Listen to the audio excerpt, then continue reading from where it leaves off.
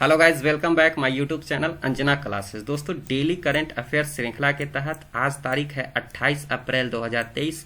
आज 28 अप्रैल 2023 को daily current affairs श्रृंखला के तहत हम लोग 5 क्वेश्चन देखेंगे, 5 करंट अफेयर्स देखेंगे, उसका डिस्कशन करेंगे फुल एनालिसिस के साथ, और अंत में हम लोग जो रिवीजन टेस्ट के तहत जो पिछले क्लास में जो 5 बड़े इशू कराए जाते हैं उसका हम लोग रिवीजन करते हैं। सबसे बड़ी खास बात है दोस्तों, ये भारत के सभी एग्जाम के लिए महत्वपूर्ण होता है। चाहे आप वनडे एग्जाम के तहत एसएससी, बैंकिंग, रेलवे, चाहे स्टेट पीसीएस, किसी भी एग्जाम की आप तैयारी कर रहे हो तो वहाँ ये करंट अफेयर्स आपके लिए उपयोगी साबित हो सकता है। यही कारण है इस क्लास को दोस्तों हम लोग ब्रह्मास्त्र क्लास के नाम से जानते हैं। तो दोस्तों, 28 अप्रैल 2023 के दैनिक समसामयिकी में हम लोग शुरुआत करते हैं आज के इस पहले क्वेश्चन से।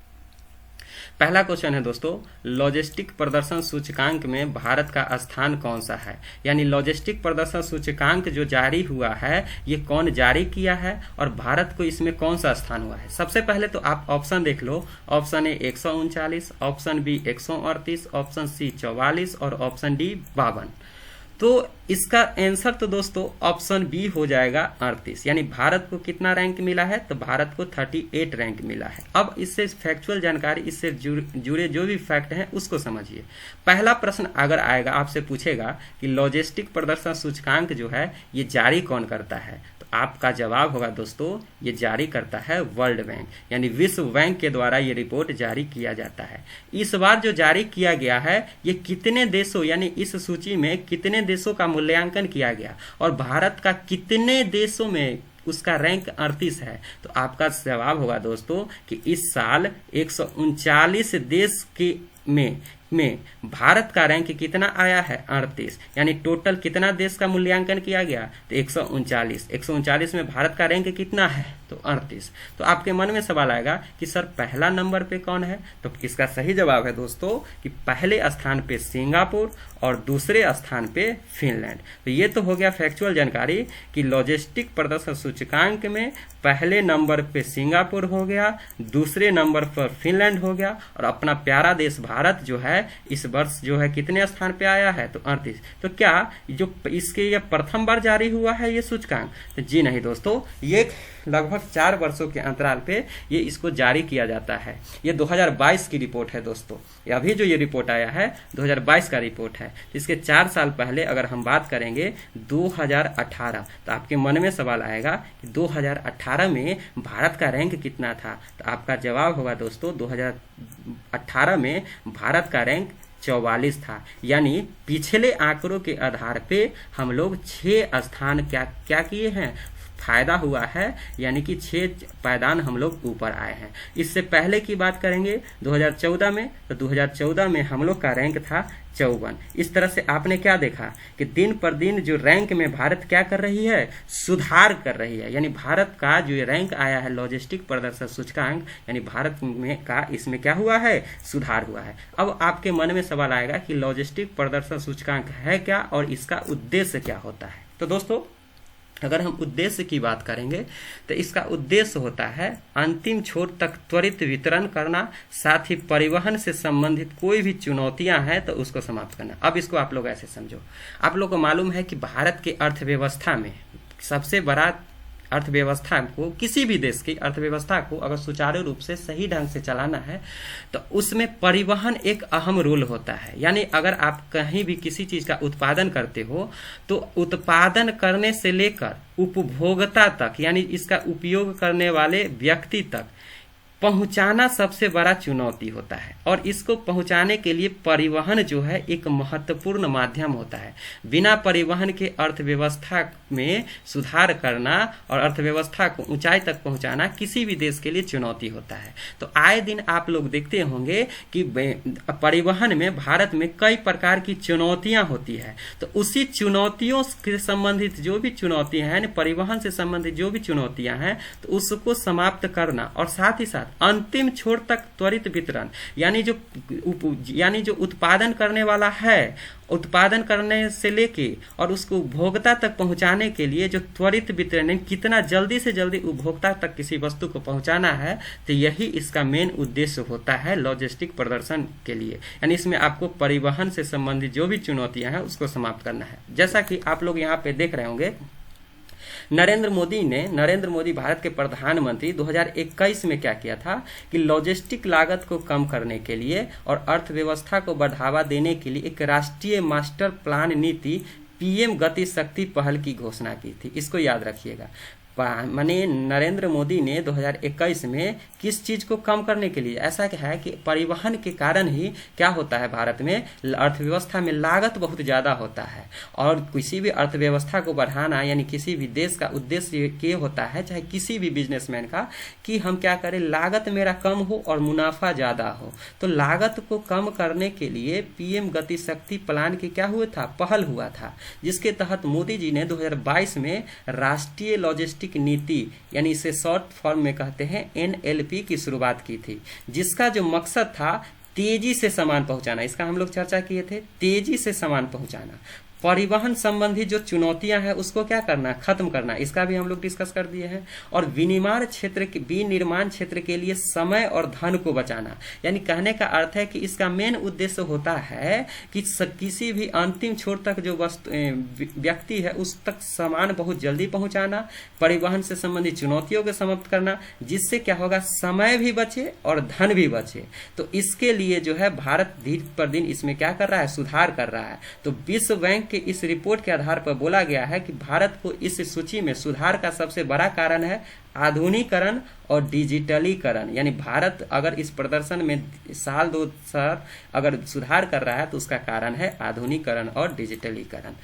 तो जैसा कि आप लोग को मालूम है कि भारत में परिवहन के अर्थव्यवस्था में परिवहन के आपको 4 प्रकार से साधन मिलेंगे। एक तो आपको हवाई मार्ग मिलेगा जो लॉजिस्टिक को हमें सपोर्ट पहुंचाता हो, दूसरा आपको जल मार्ग मिलेगा, बोट मिलेगा, तीसरा आप ट्रक के माध्यम से यानी कि आप रोड के माध्यम से जाते हो, और एक माध्यम आप देखे होंगे ट्रेन। यानी भारत में परिवहन को सपोर्ट करने के लिए कितने माध्यम है, तो कहेंगे 4 माध्यम। दोस्तों दूसरा सवाल है, हाल ही में तिब्बती धर्मगुरु दलाई लामा को किस पुरस्कार से सम्मानित किया गया है? ऑप्शन ए नोबेल पुरस्कार, option B Bharat Ratna, option C Arjun पुरस्कार, ऑप्शन डी रेमन मैग्सेसे पुरस्कार। तो दोस्तों इसका आंसर हो जाएगा ऑप्शन डी रेमन मैग्सेसे पुरस्कार। अब दोस्तों हम ये पुरस्कार की चर्चा क्यों कर रहे हैं और दलाई लामा की चर्चा क्यों कर रहे हैं? तो सबसे खास बात है दोस्तों कि ये जो दलाई लामा को ये पुरस्कार मिला है, तो ये जो पुरस्कार का घोषणा आज से 64 वर्ष पहले हो गया था और आज मिल रहा है। यही कारण है कि ये करंट अफेयर्स का इशू बना हुआ है। यानी कि जो दलाई लामा को 1959 ईस्वी में ये घोषणा हुआ था और अभी तक इनको ये पुरस्कार नहीं मिला था, रेमन मैग्सेसे पुरस्कार। अतः इसका आंसर तो हो जाएगा ऑप्शन डी। अब हम लोग देखेंगे ये दलाई लामा कौन है और ये पुरस्कार से संबंधित जो भी फैक्चुअल जानकारी है उसके बारे में हम लोग समझते हैं। जैसा कि हमने चर्चा किया कि दलाई लामा को कितने साल बाद मिला है, तो 64 साल बाद यह व्यक्तिगत रूप से मिला है रेमन मैग्सेसे पुरस्कार। जैसा कि तिब्बती आध्यात्मिक गुरु दलाई लामा दोस्तों ये नाम नहीं है, ये एक पोस्ट है, आगे हम इसका चर्चा करेंगे। तिब्बती आध्यात्मिक गुरु दलाई लामा को 26 अप्रैल 2023 को इस पुरस्कार से क्या किया गया है, सम्मानित किया गया है। उनको यह पुरस्कार जो है, आखिर पता होना चाहिए ना कि इस किस क्षेत्र में किस कार्य के लिए पुरस्कार दिया गया है। तो दलाई लामा को जो यह पुरस्कार दिया गया है अपने तिब्बती समुदाय के लिए संघर्ष करने के लिए और तिब्बती संस्कृति को प्रेरणा दिलाने के लिए दिया गया है। और इस अवार्ड के लिए उन्हें कब चुना गया था, तो 1959 में चुना गया था और आज दिया गया है। तो ये जो है 64 साल बाद ये पुरस्कार उसको मिल रहा है।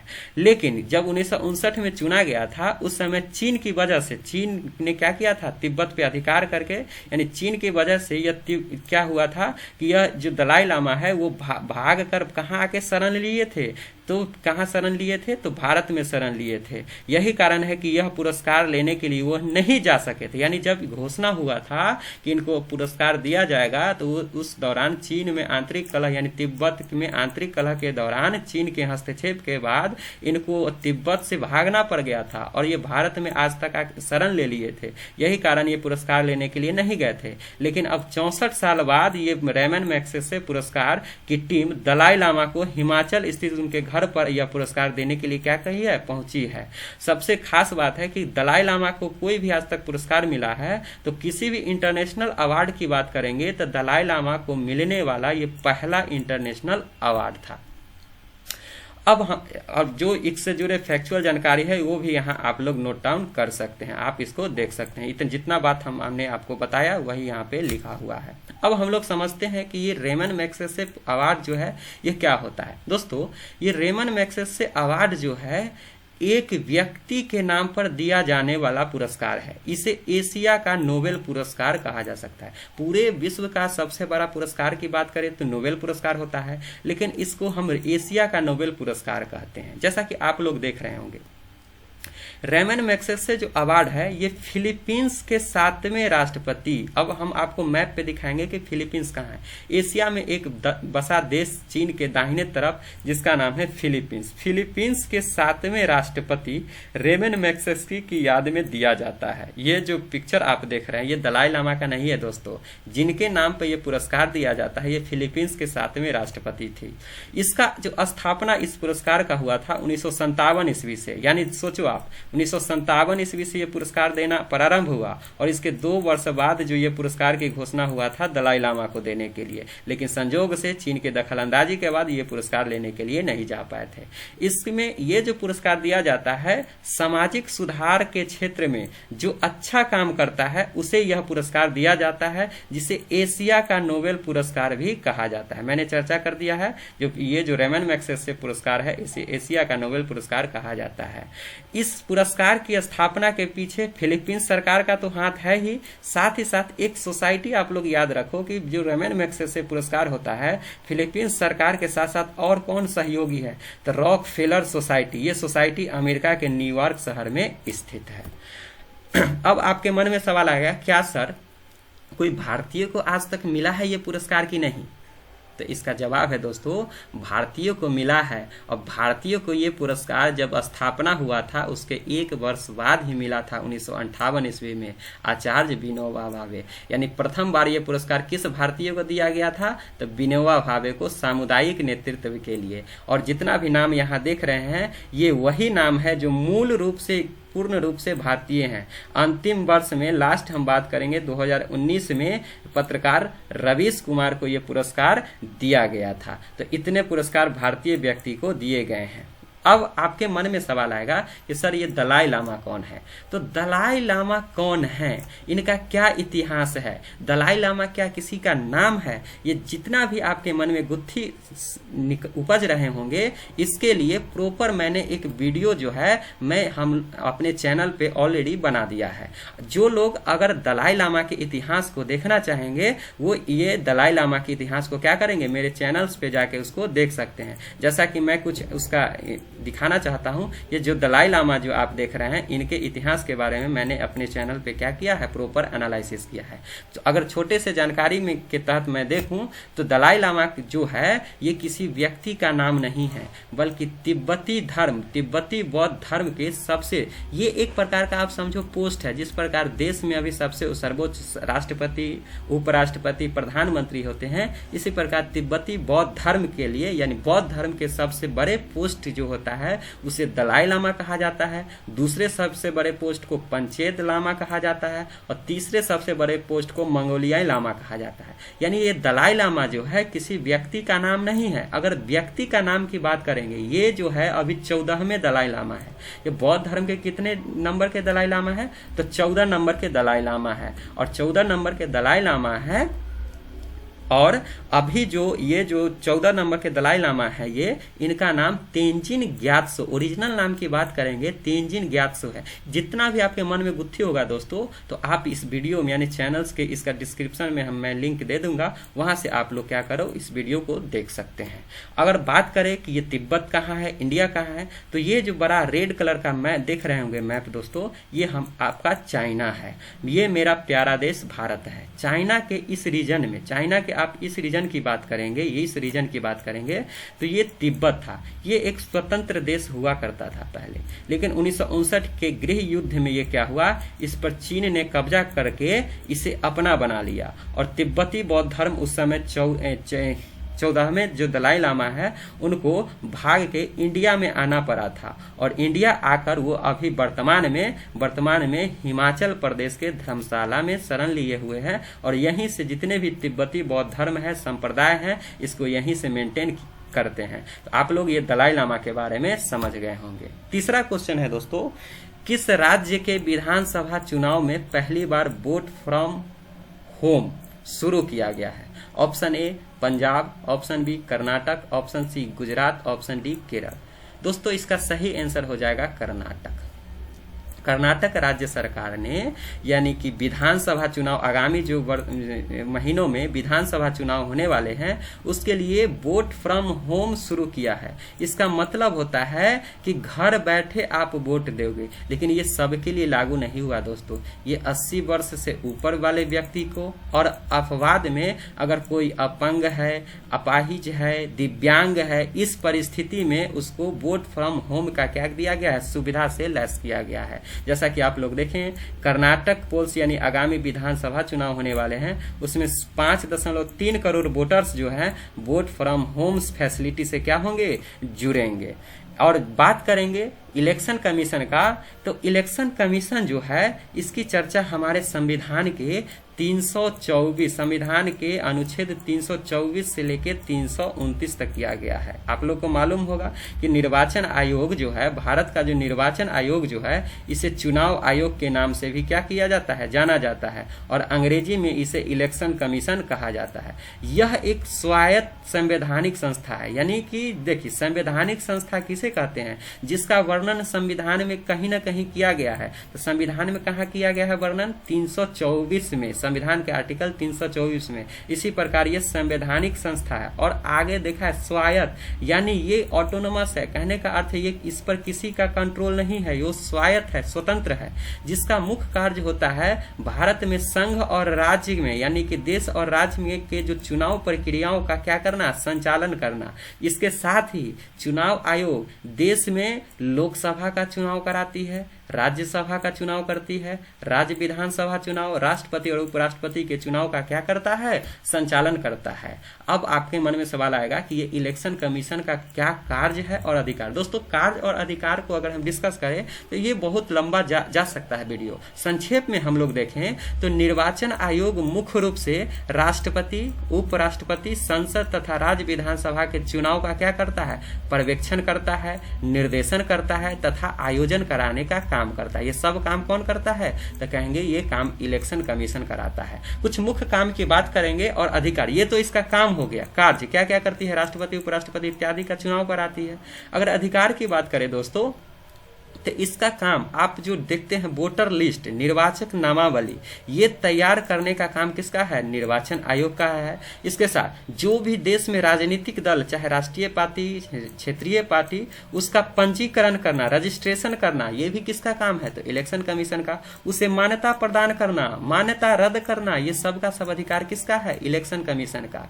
इसका और एक काम है कि अगर सांसद या विधायक की अगर अयोग्यता के लिए यानी उसका अयोग्यता के लिए कोई भी प्रावधान है तो वो राष्ट्रपति और राज्यपाल को अपना राय दे सकता है। इसके अलावा बहुत और भी काम होता है, जैसे कि कोई भी वोटर लिस्ट तैयार करना, उसका प्रशिक्षण देना वोटिंग के लिए, कोई संवेदनशील बूथ है उसका निगरानी करना, बूथ कैंसिल करना इत्यादि बहुत सारे काम है। ये कुछ जो मुख्य काम था उसके बारे में मैंने डिस्कस कर दिया। चौथा क्वेश्चन है दोस्तों, हाल ही में किसे साइकिलिंग महासंघ का अध्यक्ष चुना गया है, यानी कि हाल ही के दिनों में किसे साइकिलिंग महासंघ का अध्यक्ष चुना गया है। Option A Anurag Thakur, option B PT Usha, option C Pankaj Singh, option D Mukesh Ambani. दोस्तों इसका सही आंसर हो जाएगा ऑप्शन सी पंकज सिंह। ये महत्वपूर्ण दोस्तों इसलिए है कि आप लोग पंकज सिंह को नहीं पहचान पा रहे हो, आप लोग राजनाथ सिंह को पहचानते हो। राजनाथ सिंह भारत के जो अभी डिफेंस मिनिस्टर है, राजनाथ सिंह के सुपुत्र जो नोएडा से क्या है, विधायक हैं, पंकज सिंह, इन्हें साइकिलिंग महासंघ का क्या चुना गया है, अध्यक्ष। अनुराग ठाकुर के बारे में पता है, पीटी उषा, मुकेश अंबानी रिलायंस के मालिक, तो ये जो पंकज सिंह है इन्हें साइकिलिंग महासंघ का क्या चुना गया है, अध्यक्ष। ये राजनाथ सिंह के क्या है। पांचवा और अंतिम क्वेश्चन दोस्तों, नागोर्नो काराबाख किन दो देशों के बीच विवादित क्षेत्र है। अब हम लोग समझेंगे विवाद का कारण क्या है। ये तो अभी चर्चा का विषय नहीं है, ये विषय है कि ये जो क्षेत्र है किन दो देशों के बीच विवादित क्षेत्र है। ऑप्शन ए ईरान और इराक, ऑप्शन बी आर्मेनिया और तुर्की, ऑप्शन सी आर्मेनिया और अजरबैजान, ऑप्शन डी पाकिस्तान और अफगानिस्तान। दोस्तों इसका सही आंसर हो जाएगा आर्मेनिया और अजरबैजान। अब आपके मन में सवाल आएगा ये आर्मेनिया कहाँ है, अजरबैजान कहाँ है, और ये ऐसा कौन सा क्षेत्र है जिसके कारण ये जो विवाद का विषय बना हुआ है। तो दोस्तों आप अगर मैप देखो, वर्ल्ड मैप, तो वर्ल्ड मैप में आप यहाँ देख रहे होगे मेरा प्यारा देश ये क्या है, तो मेरा प्यारा देश ये भारत है। भारत ये मेरा प्यारा देश है। तो भारत के आप उत्तर में देखोगे पूरे, अगर इसको इससे देखोगे तो ये आप देख रहे होंगे रसिया आपको दिख रहा होगा। रसिया के नीचे आप देखते होंगे मध्य एशियाई देश 5 जो कजाकिस्तान, किर्गिस्तान आप यहाँ देख पा रहे होंगे। ये मैं आपको लोकेशन बता रहा हूँ। उसके बाद आप यहाँ 2-3 देश देखते होंगे, जॉर्जिया, आर्मेनिया, अजरबैजान, और बाकी का यूक्रेन, मोल्डोवा, बेलारूस, ये सब आपको इधर दिखा होगा। तो ये आप लोकेशन देखें। अगर आप इसको थोड़ा जूम करेंगे तो कुछ इस प्रकार का ये यूरोप का मैप आपको दिखेगा। यूरोप के मैप में आप देखोगे कि 3 देश आपको दिखेंगे। कितने देश देखेंगे? 3। आप यहाँ देखो, ये जो देश आपको दिख रहा है जॉर्जिया, अजरबैजान और आर्मेनिया। सबसे पहले दोस्तों ये जान लो कि 1991 ईस्वी से पहले, 1991 ईस्वी में आप लोग को मालूम होगा इसे पूरे अंपायर को रशियन यानी सोवियत संघ कहा जाता था। क्या कहा जाता था? सोवियत संघ। आप लोग को पता होना चाहिए जो सोवियत संघ है वो सोवियत संघ टूट के 1991 ईस्वी में 15 बड़े 15 देश में बट गए थे। और 15 देश कुछ इस प्रकार थे, जैसे 3 देश जिसे काकेशस देश के नाम से जाना जाता है, वही 3 देश यानी काकेशस पर्वत पे अवस्थित होने के कारण इसे हम काकेशस प्रदेश के नाम से जानते हैं। तो आप लोग देखो सोवियत संघ का विघटन कब हुआ था? 1991 में। 1991 में तो 3 देश देखो, ये रसिया आज वर्तमान का रसिया है। रसिया में ही पहले जो सोवियत संघ में था, आप यहाँ देखो 3 देश काकेशस देश कौन कौन था? Georgia, Armenia, Azerbaijan. अगर 5 देश हम मध्य एशियाई की बात करेंगे तो वो हो जाएंगे कजाकिस्तान, किर्गिस्तान, तजाकिस्तान, तुर्कमेनिस्तान और उज्बेकिस्तान। तो 5-3 8 देश हो गया। 3 इधर बाल्टिक कंट्री होता है जिसे हम एस्टोनिया, लाटविया और लिथुआनिया कहते हैं। तो कितना हो गया? 5-3 8-3 11 देश। 3 देश इधर आपको मिल जाएगा, मोल्डोवा, यूक्रेन और बेलारूस। तो 14 हो गया। और एक देश कौन था? रूस। इस प्रकार से देखेंगे तो 1991 में कुल कितना देश बना था टूट के सोवियत संघ से? तो कहेंगे 15 देश। उस 15 देश में बात करेंगे तो सबसे पहले कुछ काकेशस प्रदेश का चर्चा किया था जिसे और जॉर्जिया, आर्मेनिया, अजरबैजान कहते हैं। ये महत्वपूर्ण इसलिए है, आप ये यूरोप का नक्शा देख सकते हो। अगर आप इसको ज्यादा जूम करके देखोगे तो ये जो प्रदेश है, इस प्रदेश को काकेशस प्रदेश इसलिए इस नाम से जाना जाता है कि काकेशस जो प्रदेश है वो काकेशस प्रदेश काकेशस पर्वत पे होने के कारण इसका नाम काकेशस प्रदेश पड़ता है। इस काकेशस प्रदेश में सबसे बड़ी खास बात है कि ये देश आपको दिख रहा होगा आर्मेनिया, और ये दिख रहा है अजरबैजान, और यहाँ पे एक क्षेत्र आपको दिख रहा होगा जिसे कहते हैं अजरबैजान। जिसे क्या कहते हैं? अजरबैजान। अब इसका विवाद का कारण क्या है, क्यों विवाद है? तो ये बाद का विषय है। अभी आप लोग अगर शॉर्ट में समझो तो आर्मेनिया और अजरबैजान ये सोवियत संघ के टूटे हुए हिस्सा है, और ये जो नागोर्नो काराबाख का हिस्सा है ये एक पर्वतीय हिस्सा है, ये पर्वतीय क्षेत्र का हिस्सा है। और सबसे खास बात ये है कि ये यूरोप और एशिया का जो है विभाजक भी इसे माना जाता है। क्या हुआ था 1994 ईस्वी से, ये 1994 ईस्वी से यानी 1997 ईस्वी में इस पे जो है अगर हम भौगोलिक रूप से देखें, भौगोलिक रूप से अगर इसे देखें तो ये तो अजरबैजान के हिस्सा में पड़ जाता है, लेकिन इस पे 1957 ईस्वी से इस पे आर्मेनिया का अधिकार है। यानी किसका अधिकार है? आर्मेनिया। अवस्थित तो है अजरबैजान में, लेकिन इस पे अधिकार इस आर्मेनिया का है। सबसे फैक्ट बात दोस्तों कि अगर यहाँ की जनसंख्या की भी बात करेंगे, इसमें बसने वाले जनसंख्या वो भी है आर्मेनिया के, तो यहाँ के पॉपुलेशन भी जो है वो भी आर्मेनिया के पक्ष में जाना चाहता है। तो आर्मेनिया चाहता है ये अपना अधिकार छोड़ना नहीं चाहता, और अजरबैजान जो है भौगोलिक स्थिति यानी इसके देश में होने के कारण ये अपना इसे वापस लेना चाहता है। तो यही कारण है कि दोनों देशों के बीच आए दिन लेकिन ये क्या होते रहते हैं, विवाद होते रहते हैं। तो अब पहला प्रश्न क्या था दोस्तों कि ये जो देश हैं किन दो देशों के बीच विवाद है, तो आर्मेनिया और अजरबैजान का। ये सोवियत संघ के टूटे हुए ही हिस्से हैं। तो दोस्तों अब अंत में हम लोग देखते हैं 27 अप्रैल 2023 का जो रिवीजन क्लास होता है, जो जिसमें 5 हम लोग देखे थे। पहला क्वेश्चन, आईआईटी मद्रास द्वारा पहला इंटरनेशनल कॉलेज किस देश में खोला जा रहा है, तो तंजानिया था। सिप्री के अनुसार 2022 में दुनिया में सबसे ज्यादा सैन्य खर्च कौन करता है, तो अमेरिका करता है। 24 मई को होने वाले क्वाड समिट का मेजबानी कौन देश करेगा, तो ऑस्ट्रेलिया के सिडनी में होगा। प्रकाश सिंह बादल का निधन हो गया, किस राज्य के मुख्यमंत्री थे, वो पंजाब के मुख्यमंत्री थे। और हाल ही में किसे ऑस्ट्रेलिया के सर्वोच्च नागरिक सम्मान टाइटन ऑफ बीच से सम्मानित किया गया है, तो रतन टाटा। तो उम्मीद करते हैं दोस्तों आप लोग को करंट अफेयर्स का ये श्रृंखला पसंद आया होगा। तो कृपया लाइक, सब्सक्राइब तथा अपने दोस्तों में शेयर जरूर करें। तब तक के लिए जय हिंद, जय भारत।